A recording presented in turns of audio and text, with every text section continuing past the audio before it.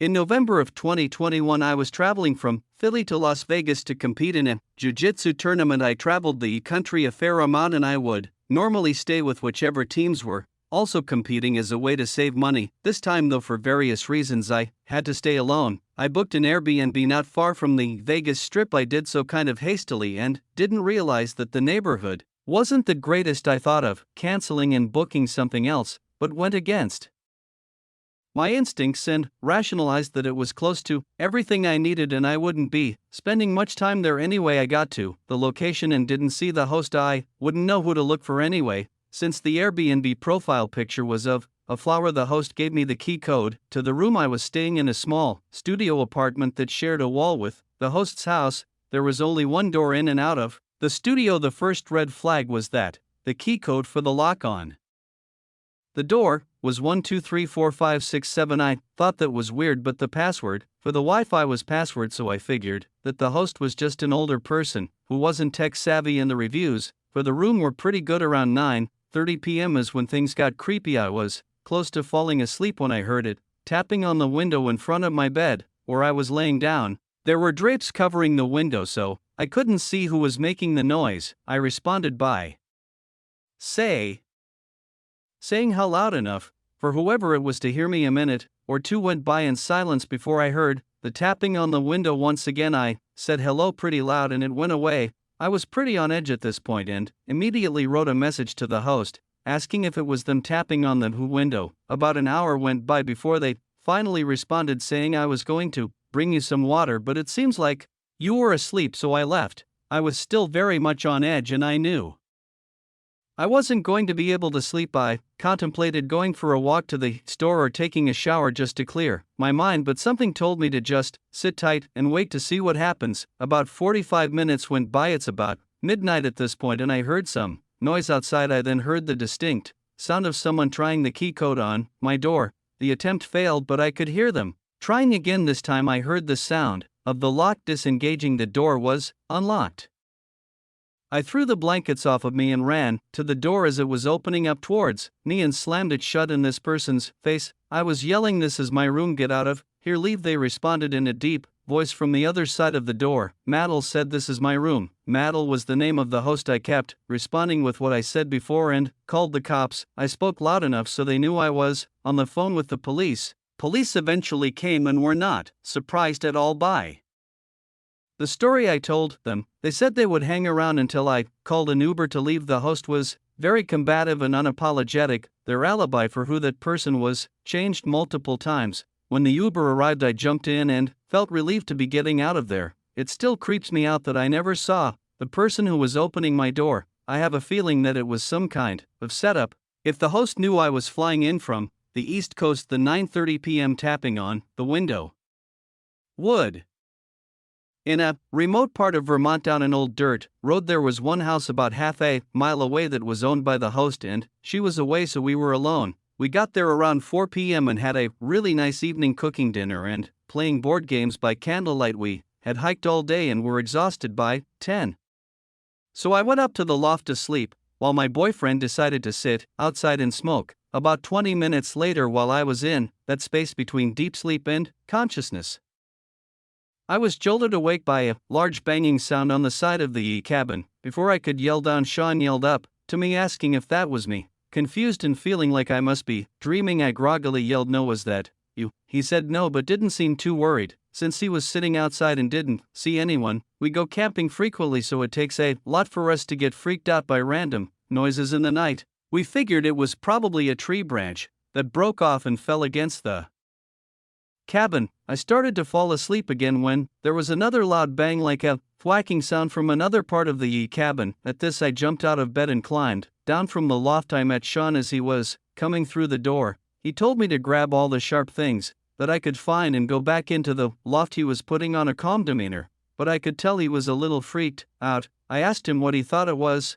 and he cautiously said that he didn't know. He said he didn't see anything when he was outside, but he thought he might have heard footsteps. As we were whispering, we heard a small, slow scraping noise that trailed for about 3 feet against the wall of the cabin, then silence again. I was pretty scared at this point and didn't know what to do. Our car was parked about 100 feet away from the cabin so we would have to face whatever was out there in the dark in order to get to it, which is probably what they wanted. I was also afraid that if this was a human that they might have done something like slash the tires or block our ability to get back down the driveway. Sean told me to stay very quiet and go back up to the loft while he sat downstairs and waited. He had a hunting knife and a large stick, and I had a few steak knives, but otherwise we were sitting ducks. The downstairs of the cabin had huge windows on 3 walls, half of which were just screens, so if someone was outside they could easily be watching us or could slash through the screen to get inside. I wanted to stay downstairs, but Sean ordered me to go upstairs, saying that it would be easier to fight this guy without me there if it came to that. I went up and sat in the middle of the bed, clutching an array of knives in my fists. I don't think I ever listened so intently before. Sean yelled out hello to see if he could get any response or perhaps scared away if it was an animal. We heard nothing for what felt like 20 minutes. Then the scraping sound came back much louder, like someone was dragging a rake or a hoe across the side of the cabin. I heard clear, methodical footsteps trailing off around the side of the cabin. Sean then came up to the loft and pulled the ladder up. He said he didn't like how they could see him, but he couldn't see them, and if they came in the cabin he could at least get the jump on them from up here. We sat on the bed in silence. I was looking at him in terror. It was probably around midnight at this point, and I realized that we were going to be stuck in that cabin until morning. The noises continued and intensified. There was more banging that seemed to be coming from all different sides of the cabin. Intermittently the scraping returned. This could not have been an animal. The sounds were too methodical. We didn't hear any grunting like there was a bear or bobcat, and there were constant footsteps, pacing footsteps. There was a clear crunch of one foot going in front of the other. All around the sides of the cabin there would be pauses of 10 to 20 minute intervals, then it would all start up again. At one point there was a strange rattling sound on the outside, like someone was trying to shake or climb the pipe on the outside of the cabin that fed into the pot-belly stove. This carried on for hours. Sean and I just laid in that bed, paralyzed in silent fear, staring into each other's terrified faces. I kept waiting to hear the front door burst open or the screen window rip. I was convinced that we were both about to be murdered, and every gruesome possibility kept playing in my head. I have never been that terrified, but no one ever came into the cabin. We never heard any voices, whispers, deranged giggling, or anything, just the loud scraping, banging, rattling, and footsteps. Finally, around 5 in the morning, we started to hear roosters in the distance, and the loft was slowly lit by early dawn light. The sounds finally stopped. I got about 2 hours of sleep because we had to drive him to Pennsylvania later that day. My car was thankfully fine, and we packed everything up as quickly as possible to get the heck out of there. Sean looked around the cabin trying to find scraping marks or clear footprints, but there was nothing. I messaged the Airbnb host to tell her about her experience, and she said it must have been a porcupine. If you could find a porcupine that makes loud banging noises and can walk like a human, let about 2 hours of sleep because we had to drive him to Pennsylvania later that day. My car was thankfully fine, and we packed everything up as quickly as possible to get the heck out of there. Sean looked around the cabin trying to find scraping marks or clear footprints, but there was nothing. I messaged the Airbnb host to tell her about her experience, and she said it must have been a porcupine. If you could find a porcupine that makes loud banging noises and can walk like a human, let me know. To this day we debate about what it could have been. Sean thinks it was a crazy local trying to scare us away. Either way, I'm really glad I was not murdered that night. Music. I once booked an Airbnb by myself in an area in Arizona that I had a job interview. Since it was so far from home, I made a short trip out of it. I went with this one specific Airbnb because it was much cheaper than any hotels I could find. It was about half an hour away from where I'd be interviewing for, which was fine with me. It was off some dead-end secluded road and had a nice view of the desert in the backyard. I brought my laptop with me to get work done at my, at the time, current job during the day, so that kept me busy. Most of the days I was there I stayed for 3 days. My interview was on the second day that I was there, which was a Tuesday. I would be leaving Friday, so on Monday, the night before my interview, I was practicing interview questions for this specific company and just generally getting some last-minute knowledge on their firm. I was doing this on my laptop in the living room of the little house probably around 9 p.m. and there was a tap at the window. I say tap because it wasn't exactly a knock, it sounded more like it could have been someone's finger. My head of course swung to the left to look at the window in reaction. I didn't see anyone, but it was also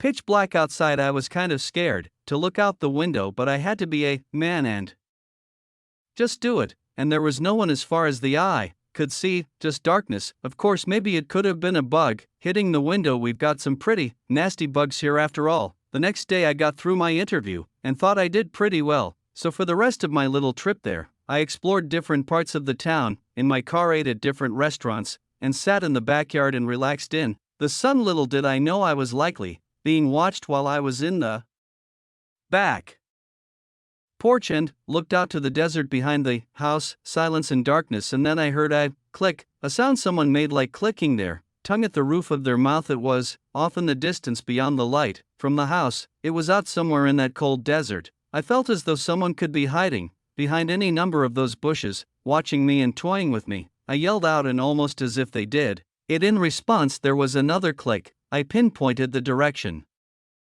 it came from and looked that way. I could see someone now standing not too far away, dressed in dark clothes, blending into the darkness of the desert. I started walking a little closer, then stopped, realizing I didn't want to get any closer to that person. I called out, "You're on private property. I'm going to call the cops if you don't leave," and I saw the person eerily quickly walk away. I theorized it was the Airbnb owner, but obviously that was a stretch and I didn't really know what to actually think. The night following, I was in my bed on my laptop watching Breaking Bad again. Before going to bed, I think I watched 2 episodes, so I was doing this for about an hour and a half. I didn't hear any noises in the house, though I was definitely giving thought to that encounter from earlier while watching the show. When I finally turned off the light in the room and tried to fall asleep, within 10 seconds there was a click sound again, muffled from the inside of the closet. I looked at the closet door, which was open just a crack. Then a pretty natural response, I sprang